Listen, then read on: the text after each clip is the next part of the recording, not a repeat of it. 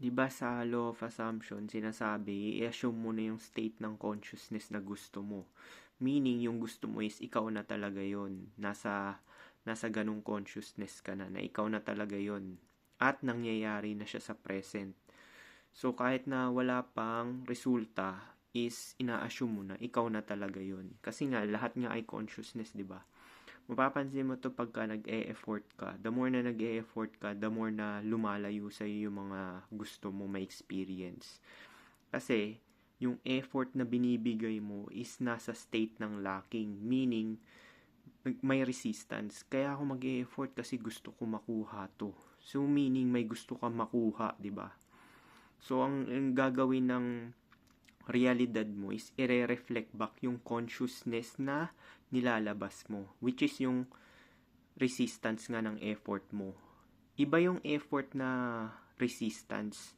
Mararamdaman mo yan yung parang napipilitan ka lang gawin yung bagay kasi nga may gusto kang makuha.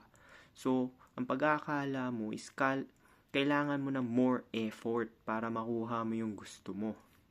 Pero, hindi ganun yung realidad Ang realidad kasi is ire-reflect back yung walang resistance, meaning yung in a flow.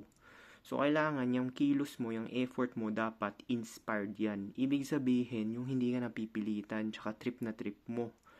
Ibig sabihin, yung gustong gusto mo talaga siya. Yung parang gusto mo yung effort na hindi ka napipilitan, walang resistance. Yung parang hindi mo siya ginagawa out of para lang sa pera. Hindi mo siya ginagawa out of parang may gusto kang makuha. Ginagawa mo lang siya kasi gusto mo siyang gawin. Kagaya dito sa video na to, walang cut to. Wala ring edit kasi nga, 'di ba? Nasa flow state ka. Ibig sabihin, ginagawa mo yung effort na yun kasi gusto mo siya. Yun lang naman yung difference Iba kasi yung effort na pag-e-effort na may resistance kasi may gusto ka makuha. Yun yung tinatawag nating resistance. Yung effort na ginagawa mo dahil gusto mo lang talaga siya, dahil inspired ka, is yun yung magbibigay ng resulta kasi nga in a flow state ka. Walang resistance, hindi ka napipilitan, nag-e-enjoy ka pa. Yun yung kagandahan doon, nag-e-enjoy ka sa ginagawa mo. Kasi pag the more na ine-enjoy mo yung ginagawa mo, so dahil ine-enjoy mo siya, walang resistance, ang mangyayari niyan is yung realidad mo, i-reflect back yun. Base dun sa resulta na ginawa mo. Mapapansin mo yan, the more na relax ka, the more na totoo ka sa sarili mo, di ba? The more na relax ka, kuwari may mga tao ka na meet dyan, kapareho mo ng consciousness or frequency or kamalayan. Iisa lang naman lahat yan. So, mapapansin mo yan is yung usapan nyo is continuous in the flow. Wala siyang resistance, yung parang napipilitan lang or yung mask na, alam mo yung kaplastikan yun. Yung parang minsan nagbibiroan na kayo, tas parang kung ano-ano na yung napapag-usapan nyo.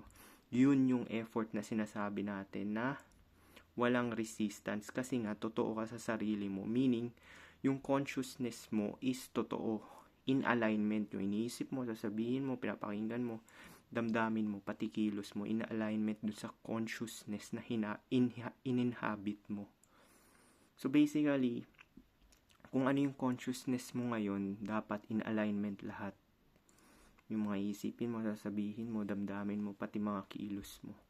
Kuwari, pinili mo yung in consciousness na mayaman ka, tapos yung lifestyle mo, malamang meron bang mayaman na nagkukuripot na yung piso lang na diferensya, napipilitan ka na ayaw mo nang bilhin, di ba? Di ba pag mayayaman, di ba parang ano sila, hindi sila ganong tight sa pera. Parang mabilis sa kanila pakawalan yun. In a sense na meron pakinabang sa kanila. Hindi sila masyadong tight. So, ganun din yan sa buhay. Pag masyado kang tight sa isang bagay, is nagkakaroon ng resistance, di ba? Kaya nga yan, mapapansin mo sa Buddhism, di ba sinasabi detachment. Kasi nga yun talaga yung core nun. Nung detachment is ine-enjoy mo lang yung consciousness talaga na kung ano yung in-inhabit mo. So, yun lang. So, paano? Kung gusto niyo yung ganitong video, mag-follow ka lang. Peace.